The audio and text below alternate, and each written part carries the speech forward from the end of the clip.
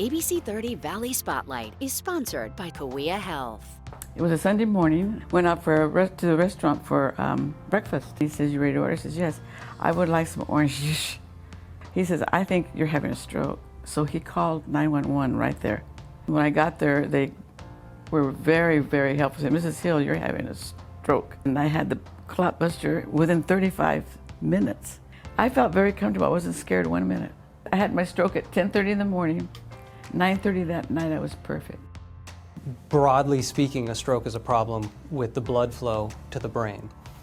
The less common kind is where you have bleeding in your brain, and the much more common kind is where you have some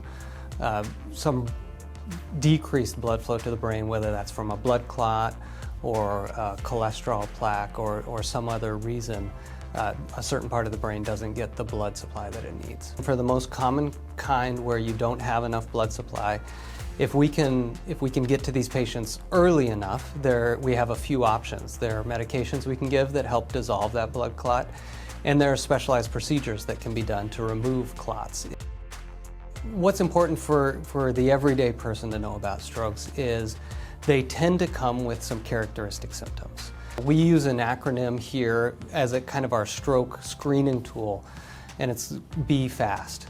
B stands for balance, so any sudden changes in balance or coordination. The E stands for eyes, any sudden double visions or really any sudden major change in your vision. The F stands for face, if you have any abnormalities in the way your face looks, if you're slouching on one side or your smile is not symmetric anymore. The A stands for arms, and really with arms you have to think legs as well, but that's weakness in one arm, one leg, or change in sensation. The S stands for speech, and that's any speech changes that are sudden. That can be slurred speech, or that can be difficulty finding the right word to say, or difficulty understanding what someone else is saying.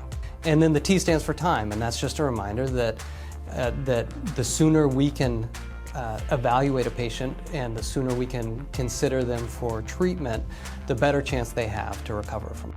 So when patients come to the ED with stroke-like symptoms, the first thing that happens if they're evaluated by a nurse, if they are F.A.S.T positive, they'll immediately be taken to the CT scanner to have imaging done of their brain to see if there's any evidence of a stroke. If they've gotten to the emergency department fast enough and within a certain time frame, we have a couple of life-saving interventions that we can do. One includes the clot-busting drug TPA. If the patient isn't a candidate for the clot-busting drug, we partner with USC Keck to do thrombectomies.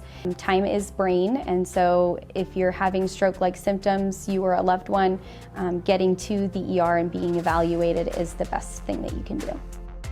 The medical ID app is very important because it could save your life. It is free and it is on your Apple phone and your Android phone. First responders would be able to access your medical information on this app, but no other information on your phone would be available.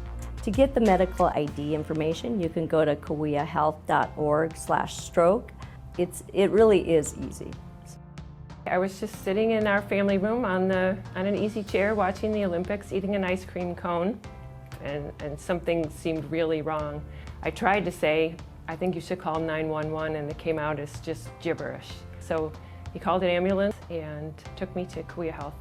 Thank you for giving me excellent care. If it happened again, I would come back to Kaweah Health.